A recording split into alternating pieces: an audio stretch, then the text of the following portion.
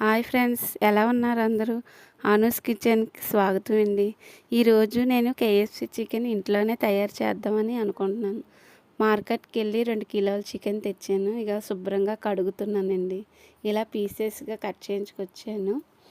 ముందుగా దీనికి ప్రిపేర్ విధానం: ధనియాల పొడి ఇది నేను ఇంట్లోనే ప్రిపేర్ చేసుకున్నాను. జీలకర్ర పొడి, అల్లం వెల్లిపాయ పేస్ట్ కూడా ఇంట్లోనే తయారు చేశాను. తర్వాత సాల్ట్, తర్వాత కారం, పొడి కారం వేసానండి. పచ్చి కారం అంటారు కదా, ఆ కారం పోసాను. తర్వాత ఒక ఎగ్ చెదగొట్టి వేసాను. కిలో చికెన్కి ఇవన్నీ నేను సరిపోయినవన్నీ వేసాను. బాగా మిక్సింగ్ చేశాను. తర్వాత పెరుగు నేను వేసాను సరిపోయినంత. 2 టేబుల్ స్పూన్ వేసుకుంటే సరిపోతుంది. ఇంకా ఇలాగా ఇవన్నీ బాగా మిక్సింగ్ పెట్టాను.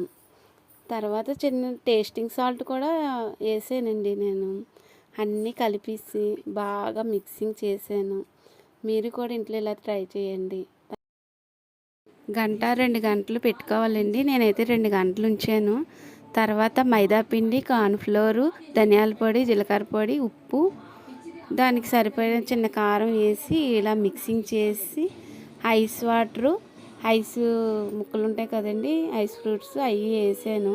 మళ్ళీ అందులో ముంచి పిండిలో కూడా మళ్ళీ ఒకసారి అటు ఇటు పొలిచి అది ఆయిల్లో నేను వేసాను.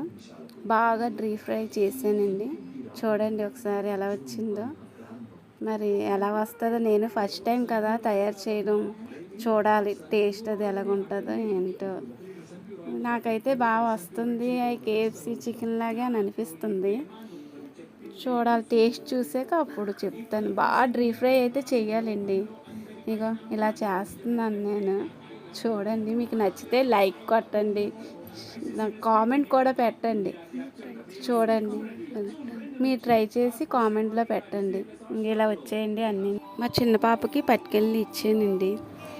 మా చిన్న పాప చిన్ను ఎలా ఉంది అని అడిగితే ఇలా అంటుంది, సూపర్ మమ్మీ.